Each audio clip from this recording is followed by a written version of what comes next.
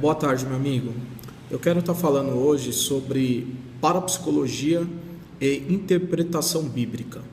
São poucas pessoas que falam sobre este assunto. Em alguns momentos eu vou ter que desviar o olhar da câmera para poder ler alguns conceitos aqui do material que eu separei, porque é um assunto muito complexo para falar sem uma prévia consulta. Eu quero começar aqui te passando uma definição simples de parapsicologia. Vamos pegar aí a divisão da palavra. Para, de paralelo, psico, de mente, e logia, de estudo. Então vamos colocar como, primeiro momento, como o estudo paralelo da mente. Para você começar a entender melhor ainda, pensa no seguinte: a psicologia estuda fenômenos comuns da mente humana. A psiquiatria estuda fenômenos patológicos. Tanto é que só o psiquiatra faz receita de remédio. E a parapsicologia, ela por sua vez já vai estudar fenômenos incomuns, coisas que fogem da sua naturalidade. Tem uma outra definição mais completa que eu vou estar lendo, diz assim: parapsicologia é o estudo dos fenômenos incomuns, em grande parte produzidos pela mente humana. Pois bem, o intuito deste vídeo não é defender a posição da parapsicologia, mas tem apenas o escopo, de apresentar a perspectiva. Vejamos a seguir como a parapsicologia interpreta algumas passagens bíblicas. A primeira que eu quero citar é o caso muito conhecido da bruxa de Endor, que se encontra registrado no primeiro livro de Samuel, capítulo 28, do verso 7 ao 35, que tem gerado inúmeras literaturas acerca da seguinte pergunta: o finado, o falecido profeta Samuel, apareceu ou não para Saul? O que a parapsicologia vai dizer a respeito disto? Pois bem, a bruxa de Endor, segundo a parapsicologia, era uma sensitiva, ou seja, ela tinha excesso de sensibilidade. Quando Saul vai consultá-la, ela se aproveita do desespero do rei e ela consegue captar o pensamento da mente de Saul e assim passar a descrever as características físicas de Samuel. Isso na parapsicologia é chamado de hiperestesia indireta, a captação de pensamentos alheios. Vamos para uma segunda passagem aqui.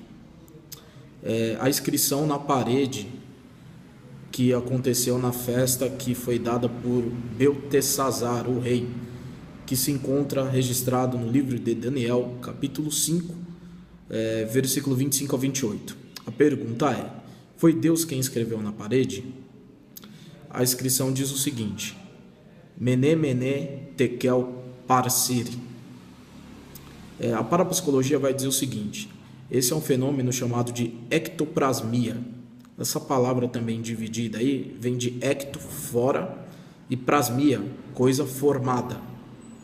Então a parapsicologia vai dizer que houve ali uma telergia. Tele vem de longe e energia, que quer dizer, resumindo, que a mente humana de algum dos presentes na festa fez com que se exteriorizasse no mundo uma energia física capaz de fazer a inscrição na parede. Então, tudo através da mente, na parapsicologia. Terceiro aqui que eu quero citar, acerca de Elias. Elias foi arrebatado ao céu celestial. Usa-se a teoria da cronologia secundária. Vamos lá? Segundo Reis, capítulo 2, verso 11, Elias foi supostamente arrebatado. Segundo Reis, capítulo 3, verso 1, começa o reino de Jorão em Israel.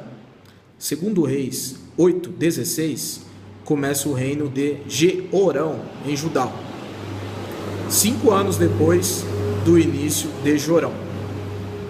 E por fim, segundo Crônicas 21:12, Elias escreve uma carta para o rei Jeorão de Judá. Aí a pergunta é a seguinte: como Elias teria escrito uma carta anos depois de ser arrebatado?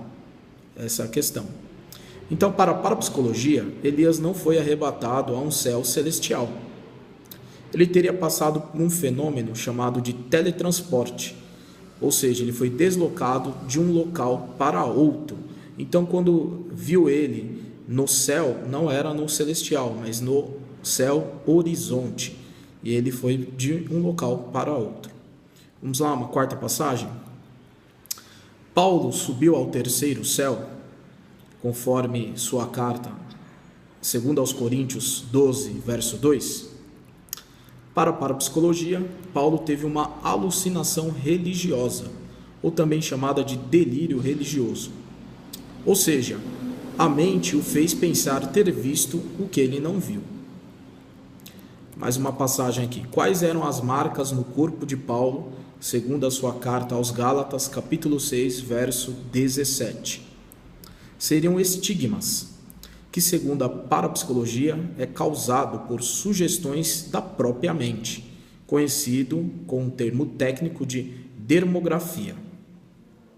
E sobre demônios? Vamos lá, demonologia segundo a parapsicologia. Na parapsicologia também usa um pouco da teologia liberal. Então eles colocam aqui um conceito de H.A. Kelly, que diz o seguinte: tudo que os judeus colocaram na Bíblia, que diz respeito aos demônios, mostra traços e noções emprestadas de culturas estranhas ao judaísmo. Segundo essa linha de pensamento, os israelitas viveram sem diabo ou qualquer demônio até chegarem cativos na Babilônia, onde houve a mistura das culturas. Para esta visão, os evangelistas bíblicos neotestamentários, eles demonizaram todas as doenças graves daquela época por não saberem explicar, tais como surdos, mudos, cegos, etc. E como ficariam as pessoas supostamente possessas de nosso tempo? Alegam os parapsicólogos que sofrem de uma doença chamada de encefalite anti-N-metil de aspartato, que é uma síndrome neuropsiquiátrica causada por anticorpos direcionados aos receptores de glutamato, e isso causa o mau funcionamento do sistema nervoso central. Assim, como consequência, causa convulsões, mudança de humor, problemas na fala, na comunicação, etc. E houve registrado um caso clínico de um paciente que sofria dessa patologia e simulava uma possessão demoníaca. Então nós temos aqui o caso do endemoniado do Monte Tabor, que está registrado nos evangelhos sinóticos, ou seja, sobre a mesma ótica dos 3 evangelistas: Marcos 9, 14 a 29, Lucas 9, 37 a 42 e Mateus 17, 14 ao 31.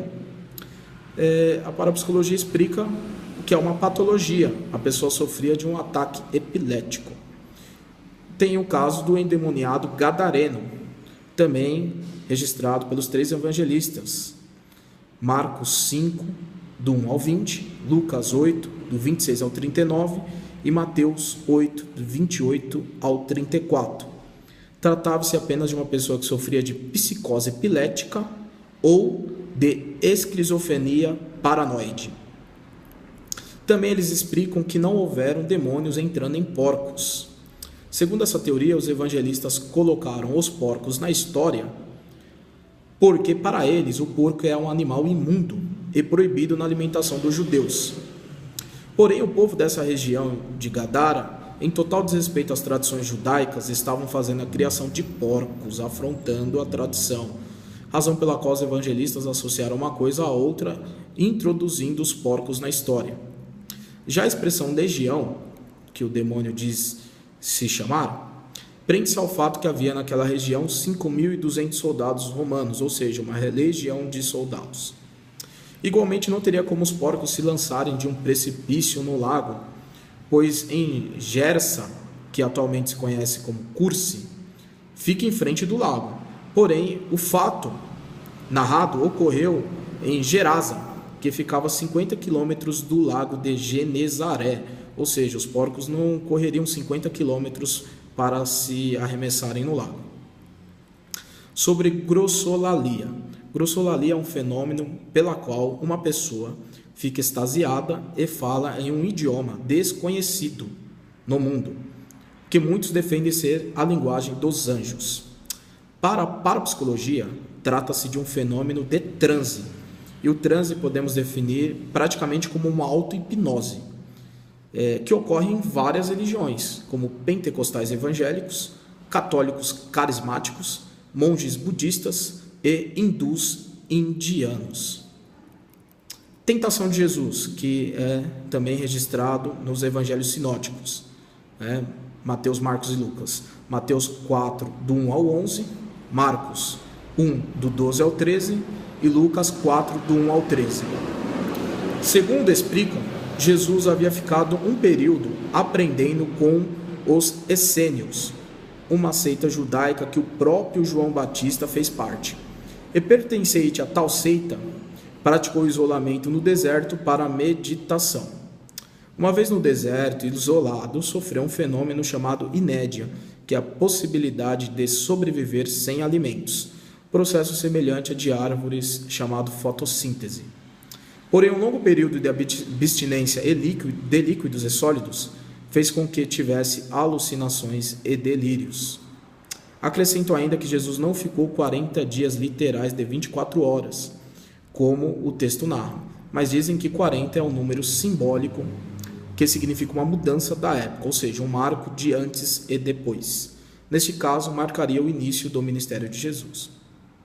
Cumpre esclarecer que esse material que eu estou lendo, ele é de minha escrita, de minha autoria, baseado num curso intensivo de férias de parapsicologia que eu fiz e há várias bibliografias que pesquisei.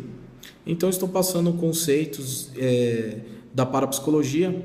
Não tem aqui o intuito, como disse no início da minha fala, de defender, mas apenas de popularizar, digamos, este pensamento que muitos desconhecem.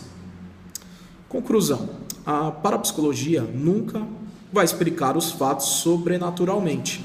Ou seja, a parapsicologia como ciência não tem o interesse de, assim como a teologia, associar os fatos narrados nas escrituras como fatos desencadeados por milagres. Ela sempre vai tentar explicar os fatos utilizando-se dos experimentos científicos e, no caso, de estudos que estão sempre passando por um processo de evolução. Então tá aí, o pessoal me pergunta muito sobre um pouco do que aprendemos nesse rápido curso de 70 horas aula, e eu quis compartilhar alguns pontos de curiosidade, até para que você possa ter aí um ponto inicial para iniciar as pesquisas. Espero que você tenha gostado, fique à vontade para compartilhar, se inscreva no canal e fique à vontade para registrar os seus comentários. Forte abraço, Wagner Pedro.